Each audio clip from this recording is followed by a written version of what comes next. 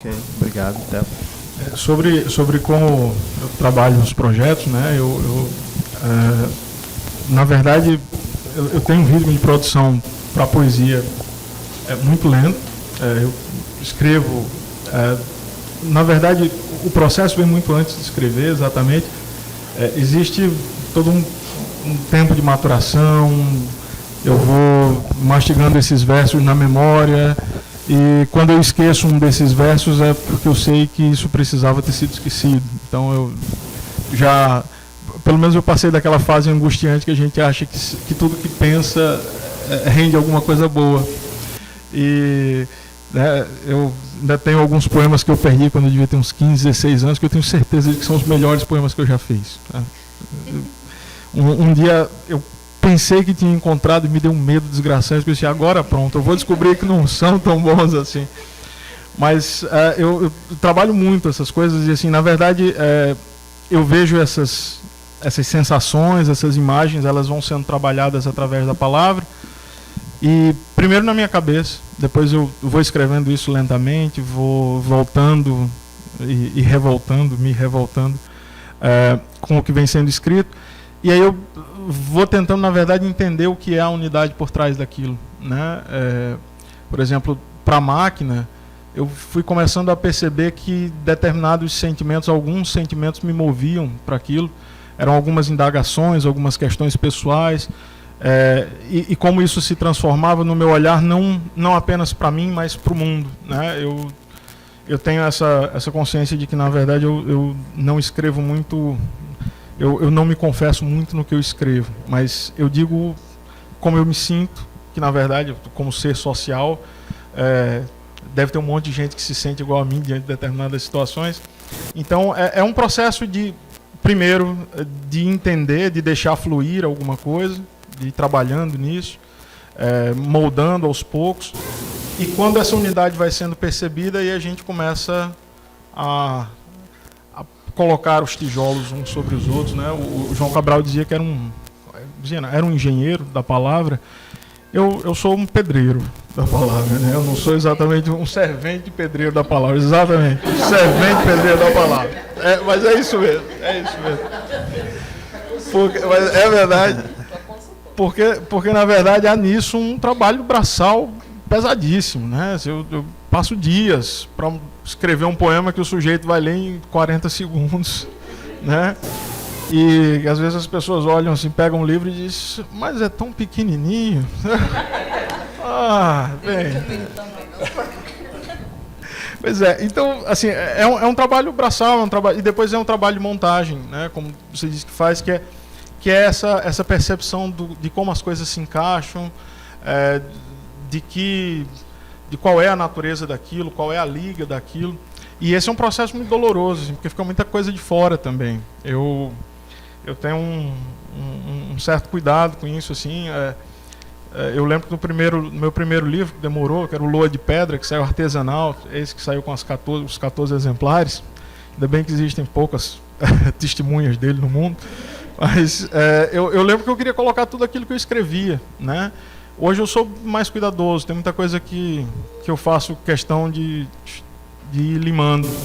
E eu me lembro da história do José Bezerra Gomes, quando estava produzindo a antologia poética, e na Fundação José Augusto proibiram o José Bezerra Gomes de mexer, de pegar no livro antes de ser publicado, porque tinha uns poemas que eram enormes e que saíram com 3, 4 versos, porque toda vez que ele chegava lá, ele cortava alguma coisa. Exatamente, amanuelar o mundo. Eu sou o sujeito que tem a tendência a amanuelar o mundo na minha poesia. Então, existe um cuidado, assim, existe uma montagem, existe uma observação. É um trabalho braçal, é um trabalho muito sofrido, mas que eu espero que valha a pena. Ok, obrigado.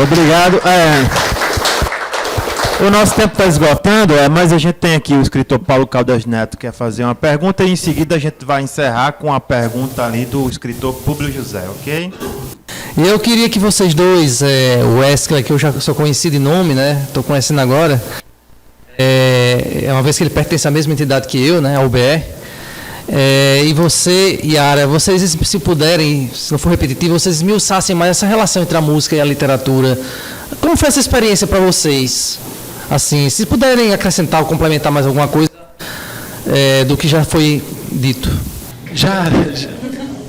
Alguns dizem que a arte tem a função de condensar e potencializar, né? Muitas vezes uma pequena coisa, um pequeno ato que ninguém viu. E a música, né, como uma arte auditiva, sei lá, pode usar essa expressão, né? Ela cativa muito as pessoas, né? A literatura é uma arte muito especial, que ela precisa de uma atenção, né? Precisa de uma certa concentração, né?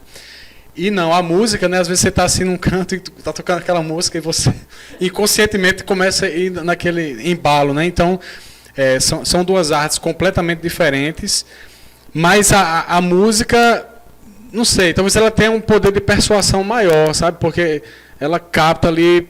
A literatura exige uma certa atenção, né? Eu acho que é por aí. E quando a gente junta os dois, essa musicalidade que a poesia já tem, essa métrica interna, como eu falei, a harmonia interior de um belo poema musicado ajuda a melhorar ainda mais essa condensação. Imagina, a poesia já é uma condensação, né? De um pensamento e de potencialização, né? Eu acho que é uma dança, né? É uma dança. Uma dança a dois, literatura e música que dá muito bem. Bom, primeiramente, né, eu entreguei pronto. Entreguei o livro. Aí ele perguntou, posso? Eu, pode.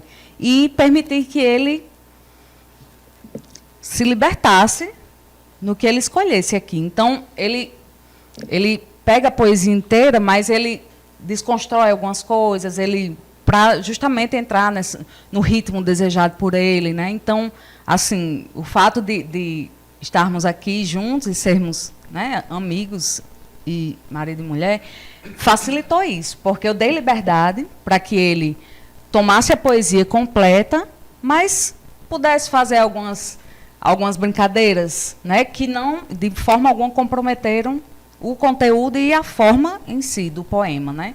Então, assim, ele compôs depois que o livro estava pronto. Então, assim, eu escrevi como poesia. Nunca teve a intenção de virar música ou de ser recitado. Nunca teve essa intenção. Teve a intenção de ser poesia, que é bastante, né?